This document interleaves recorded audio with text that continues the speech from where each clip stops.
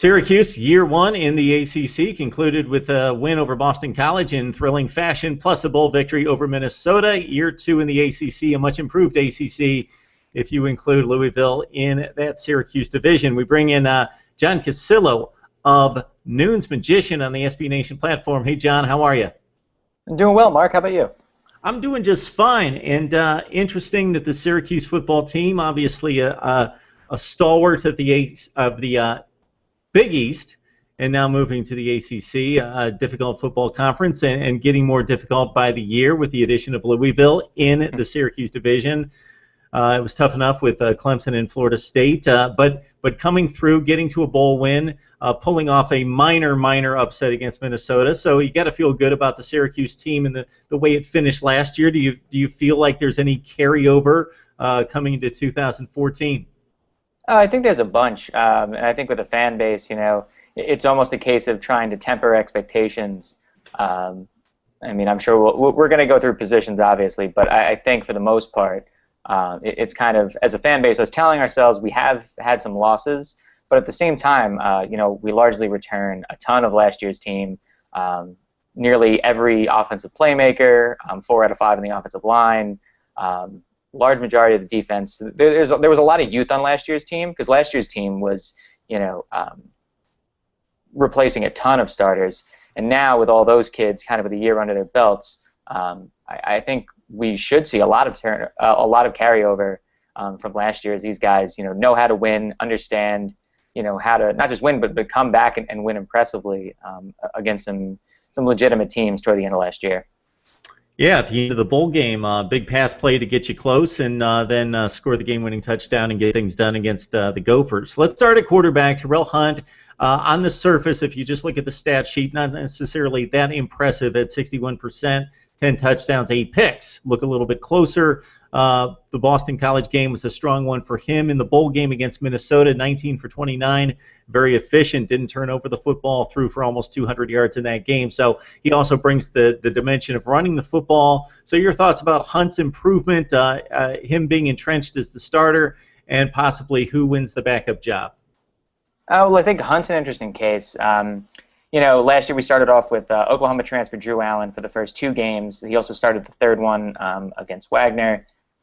After being mostly ineffective for 2+ games, Hunt came in and incredibly effective, but again with no tape on him, and that's kind of to be expected. Anytime you're bringing a guy who has absolutely 0 reference point for a defense, he's going to be able to be effective. And I mean, Hunt absolutely tore through Wagner for the remainder of that third game, and then absolutely lit up Tulane's defense as well. But then from then on, it kind of had a bit of a drop-off when it came to ACC play. I think it was a good 7 games where he didn't have a single touchdown pass, which was a point of fear, contention for Syracuse fans. I mean, he was getting it done on the ground and mostly ceding to the run game, but at the same time, there was a definite fear for us that, what if those first 2 games were an anomaly? And it did seem that both him and the entire offense really hit their stride, thankfully, at the very end. A high-scoring game against Boston College, and then a very good effort against Minnesota. Felt a very strong Minnesota team that at one point, was hanging around the bottom of the top 25 conversation last year.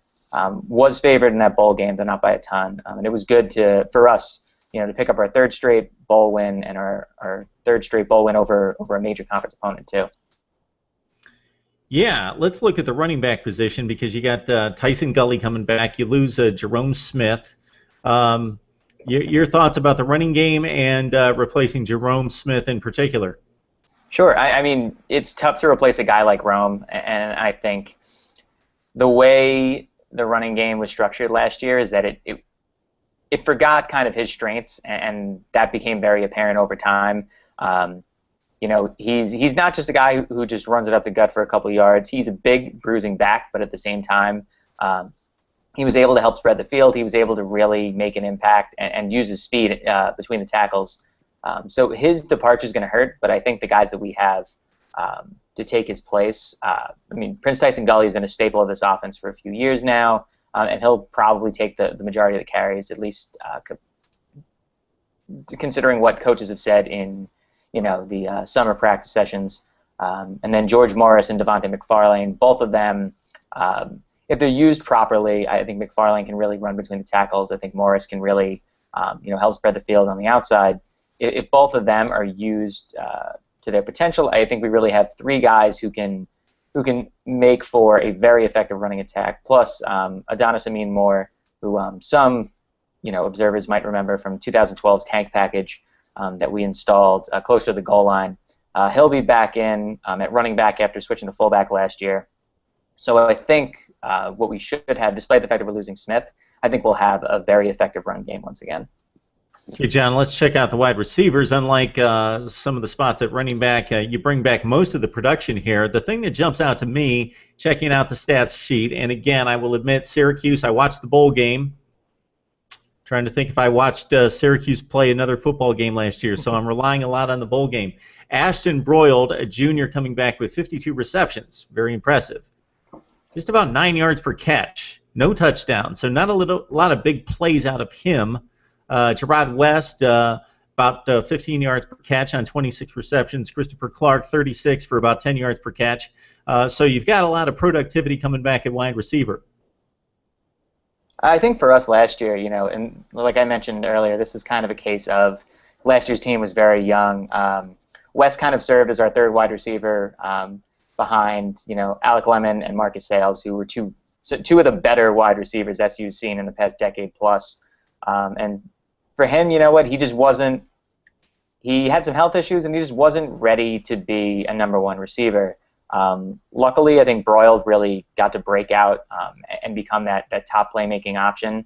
Unfortunately, with a bunch of young wide receivers and a young quarterback, we were kind of limited play calling wise. You didn't see it as much in the bowl game, but for those who watched every game, it was a lot of bubble screens. It was kind of our MO.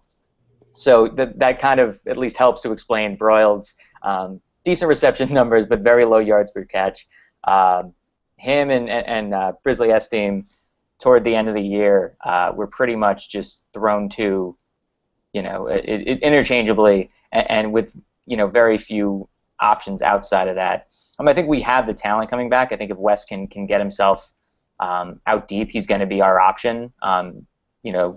On some deeper routes. I think Keita Funderburk, who was an Arkansas transfer a couple of years ago, is another guy who he struggled with the playbook since he arrived at SU, but at the same time, like if he can put it together, you're looking at a guy who really, was a former 4-star, still has that, SEC speed, and if we can deploy him properly, I think you're looking at, a potential, not breakout guy necessarily. I don't think he's one of the top 3 receivers on the roster, but I think he's a guy that we can utilize, for some nice deep plays, or even, as a distraction as we hit those receivers underneath who were very, very good at the line of scrimmage.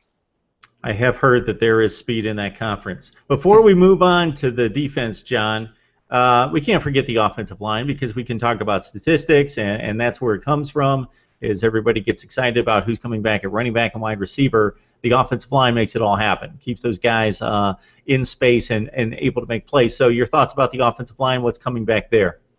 Sure. We have 4 out of 5 coming back on the offensive line this year. Long-time stalwart, Mackie McPherson, manning the center position, and he was really, a key to that offensive group last year. We were dealing with the loss of Justin Pugh, who was drafted in the first round by the New York Giants. McPherson kind of took over a leadership role there.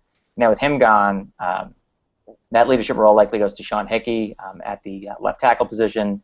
Hickey is probably, along with Darrell Eskridge, the safety who we'll get to, is probably the best pro prospect on the roster. So right now, we have a lot of consistency at offensive line. Knock on wood, last year those guys started all 13 games together. They've come up together. They're all around similar class. They understand how to play together, and now they're plugging in John Miller, who was a JUCO transfer, at the center spot. It seems that we have about 6 or 7 guys who can really kind of hold down starting positions right now, which is great because if we need to cycle people in, considering the defensive fronts we're going to face in the ACC this year, we might need to cycle some guys in. We might need to like deal with, hopefully not, but injuries. So we have the personnel to really hold things down. Maybe we don't have the size that some of the elite teams in the conference do, but at the same time, the continuity can play a really big part, and these are guys that really know how to scrap in the trenches and have proved it over time. Yeah, I mentioned only seeing the one full game for Syracuse last year against Minnesota, and the Gophers, despite the success they had in the Big Ten in winning 8 games, only 4-4 in the Big Ten, never going to challenge a defense. That offense that Minnesota brought, they won those 8 games on defense. So didn't really get to see Syracuse get tested myself. Let's look at the defense. You mentioned Terrell Eskridge. What stands out to me is a free safety, the 78 tackles. I don't necessarily know if that's a good statistic that he's catching guys 10 or 12 yards downfield. Maybe you can let us know your thoughts on the defense where it stood last year. You missed 2 huge playmakers that combined for 28 tackles for loss. And if I'm not familiar with the defense, that's the first statistic I like to look at is who's making plays in the opponent's backfield. So your thoughts about the defense going into this season, and maybe some bright spots and maybe some concerns. Sure. Well, I guess I'll start on the line. You know what? Syracuse is a heavy blitzing team, and that's both a good and a bad thing because, you know, while we can catch some teams napping and teams that are you know, even with us are a little undersized on the offensive line, we blitz our linebackers a ton. We have a lot of safety blitzes. We really get everybody involved and behind the line of scrimmage. And you saw it in games against Wake. You saw it in games against Maryland and Pittsburgh and DC. We were able to catch teams. Where we weren't was when, you know, you saw those big plays, and that's why Eskridge had such a high tackle number, is when we tried that against Clemson and Florida State, and it doesn't go nearly as well. Happening in Northwestern as well last year when they were fully healthy. You just saw us get completely lit up because we were caught on blitzes. I mean, Bromley was a huge force in tackles for loss at the defensive tackle position, and he'll be missed, but again, he's another player who was drafted by the New York Giants in the 3rd round this past April. But, you know, we have guys who can plug in. We have Ryan Sloan, we have Marcus Coleman, we have guys who can fill those spots, and the rest of the line's still there. So we have the personnel, we have the continuity, and the same thing I was talking about in the offensive line is that we have guys who have played together and do understand the system. I think at linebacker, replacing Sproul is not going to be easy, but we do have, you know, Dyshon Davis and Cameron Lynch are both long-time players at those positions. Dyshon Davis is now a 4-year starter. We have Marquez Haas, we have Luke Arciniega. We have guys who can play the middle as well. It's not going to be as easy as it was with Sproul. I mean, he was another 4-year starter and really held things down in the defense, especially, you know, from that middle spot. But I think that with Davis and Lynch being such, you know, well-seasoned guys, I think it can take some of the pressure off the middle, at least initially. Davis and Lynch, as long as they stay healthy, are going to be the keys to kind of that blitz. I mean, our defensive ends are good at blitzing, but they're much better at trying to stuff the run and have stuff to run, and that's where, you know, you can free up those linebackers who kind of like to function in open space. They really like to get in the passing lanes, and they really like to get, you know, at the quarterback as much as possible. Hey, John, let's talk about this transition from the Big East to the ACC, and now the Big East obviously defunct at this point, but except for a few years when West Virginia was the dominant team and clearly the best team in the Big East, basically what we've seen over the last decade in the Big East are races when the 5 and 2 won it, and usually a 4-way tie. Pitt, Syracuse, Connecticut for a while, BC, West Virginia certainly, all clogged up there fighting for a championship. Rutgers fought for a championship. So it was a league that was very much even most of the time. There was a lot of parity in the Big East. You come now to the ACC. It's always interesting to see a big program move to another conference, see how the transition works. I would think, unfortunately, at least at this point, and I know it's cyclical, Virginia Tech's down somewhat, Miami's down a little bit, so you could be in the other division where you could throw a blanket over most of the division, but instead it's Clemson, it's Florida State, and now it's Louisville, who's been extremely tough over the last few years. We'll see if Bobby Petrino can continue that trend.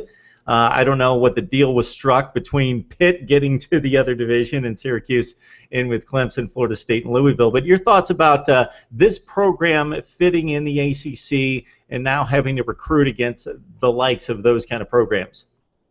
Sure. I mean, to be honest, I think the fit is perfect. I mean, obviously, well, like to not to refer to us as a basketball school, our basketball program certainly fits into the overall characteristics of the ACC.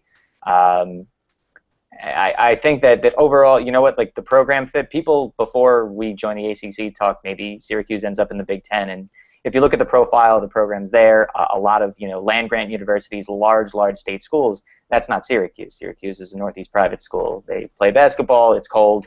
Like they're highly academically focused. So things like that really kind of align us with a lot of the ACC programs. I think from football perspective, the one thing we all said is a big takeaway from season one was that the only things that really changed for us were Florida State and Clemson.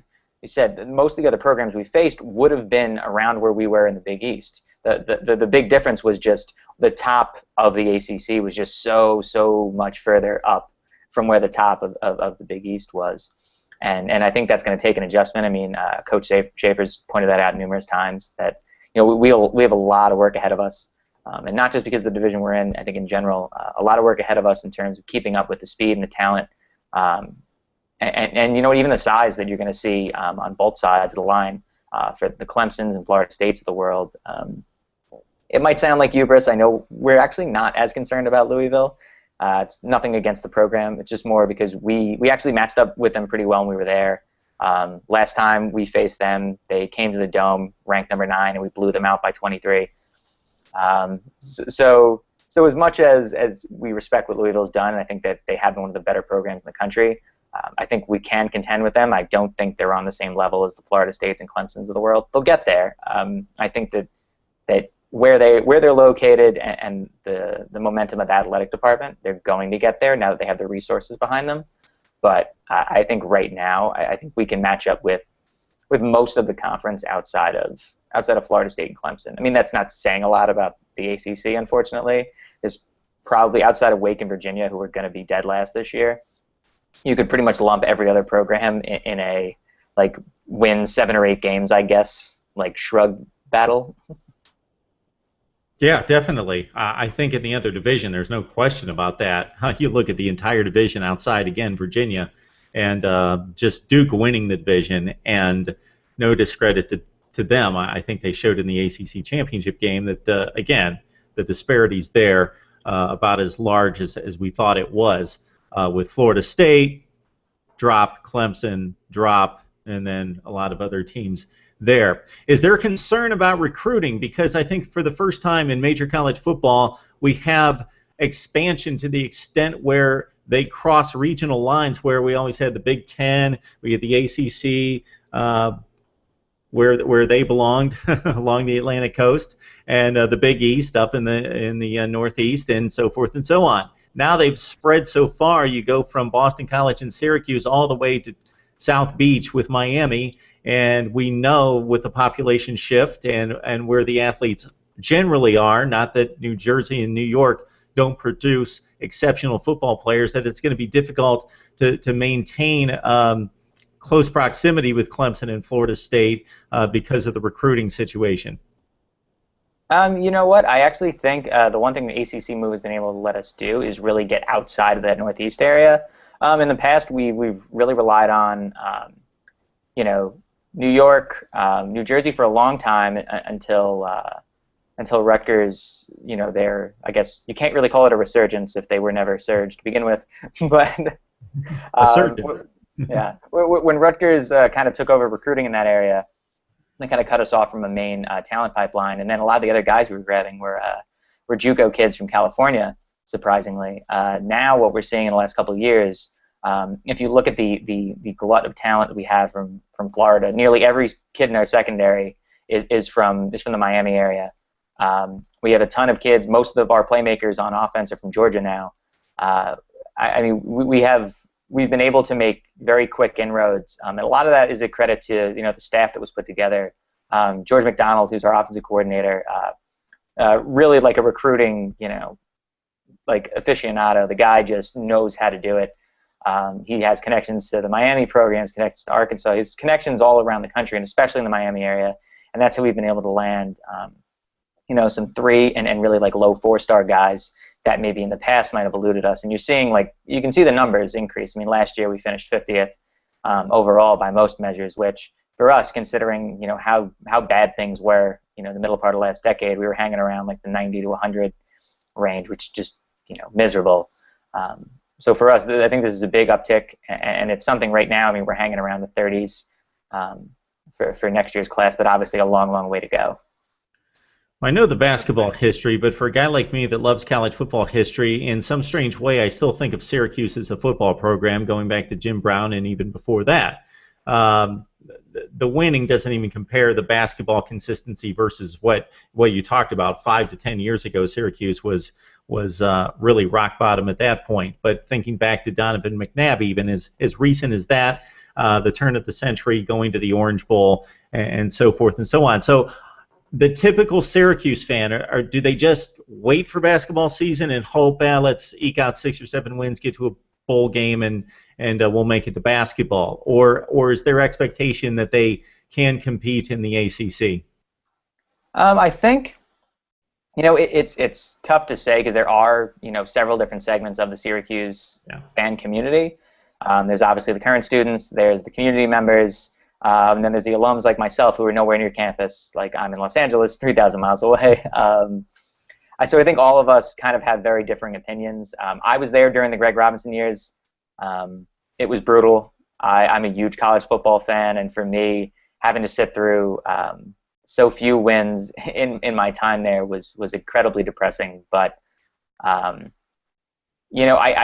followed the team from when I was a kid, and a lot of other people who went to the school did the same. And you're willing to, if you see progress on the field, you're willing to take the baby steps and wins. And I think a lot of fans right now, where the rational ones are saying, if we win 7 games this year, I'll be happy. It's pointing us towards more success. And if we win 8 games, that's awesome. But I think we're seeing this as a building process. Scott Schaefer said as much, that this is a building process. We're going brick by brick, and we're going to get there. I think a lot of fans, especially given the recent very, very high level of success we've had in basketball, I think a lot of people are definitely looking forward to basketball as soon as things might turn a little south in football. But I do think right now it's become kind of a more fun shared sports season, starting in late August all the way through into the NCAA tournament, of just athletic success, and then that usually leads us to lacrosse, where we typically fare pretty well. So it's not the worst time to be a Syracuse fan right now. Obviously, I wish that last year's basketball season would have gone better, but I tell people all the time, I would take a college football national championship over a college basketball one. That might sound like blasphemy in Syracuse country, but to me, there's just nothing that compares to success in college football and being the best of the best in that sport. Yeah, college football is king. The March Madness is amazing to experience, but it's all isolated there from a national perspective for anybody outside of being a hardcore college basketball fan. John Cassillo of Noon's Magician, the SB Nation platform for Syracuse athletics. What do you got working on right now, John? Right now, we're all summer we've been previewing each ACC opponent. We did this last year too. It was kind of an intro for fans to their new rivals in the conference. So each week we just kind of have a podcast where we do some humor, some breaking down of the schedule, things like that. And then we've also just been doing camp previews, position by position breakdowns. I mean, the name of the site, Troy Noon's an Absolute Magician, is inspired by one of our former quarterbacks. So as odd as it may seem, it is based in football, and that kind of is indicative of the type of coverage we put together. We cover basketball plenty and a ton, but I'd say anyone who wanders onto the site might see a lot more football coverage than they think they would. Good stuff, John. Thanks so much for the information and the insight. We appreciate it. Thanks, Mark.